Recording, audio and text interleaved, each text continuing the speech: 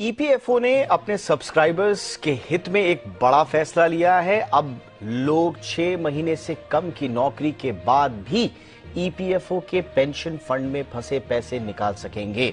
इसके लिए उन्हें 60 साल या रिटायरमेंट तक का इंतजार नहीं करना होगा।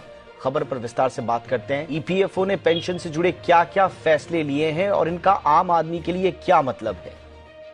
दीपक, सेंट्रल बोर्ड ऑफ ट्रस्टीज ने जो 3 बड़े फैसले लिए हैं जो कि सभी से कनेक्टेड हैं, वो सबसे अहम फैसला ये है कि अगर आपकी नौकरी 6 महीने से कम समय की भी थी और आपका जो कंट्रीब्यूशन था जो कि पेंशन फंड में जा रहा था, वो अब आप तुरंत क्लेम कर सकते हैं जैसे ही आपने नौकरी छोड़ी है या आपकी नौकरी गई है। आमतौर पर यह व्यवस्था थी कि 6 महीने से कम की नौकरी है तो वो पूल फंड में चला जाता था, वो आप क्लेम नहीं कर पाते थे, और 6 महीने से ज्यादा की नौकरी होने पर वो जो पेंशन थी वो आपको 60वें साल में जब आप रिटायर हो रहे हैं तब आपको क्लेम करनी पड़ती थी। अब ये व्यवस्था आने से ये फायदा होगा कि हमारा वो पैसा अगर कम अमाउंट फंसा है जो कि 6 महीने से कम नौकरी का है तो वो हमको तुरंत मिल जाएगा, जो कि उस आदमी के लिए एक बेनिफिट होगा जो कि 60 साल तक उस फालतू से छोटे से पैसे के लिए इंतजार करता था।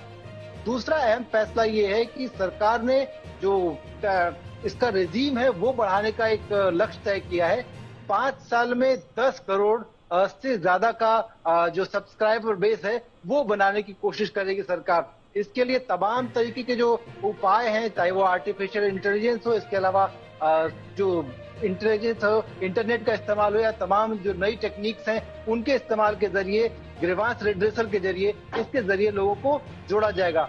तीसरा जो अहम फैसला वो है कि इसका जो अनऑर्गेनाइज सेक्टर है उसके लिए इस स्कीम के दायरे को और बढ़ाया जाएगा।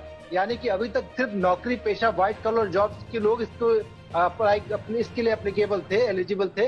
अब वो तमाम लोग जो कि नौकरी में नहीं है लेकिन कहीं और काम कर रहे हैं और अनऑर्गेनाइज सेक्टर में काम कर रहे हैं, वो भी इसके लिए पात्र होंगे। तो कुल मिलाकर उनके लिए एक सामाजिक सुरक्षा का दायरा बढ़ता हुआ दिखे।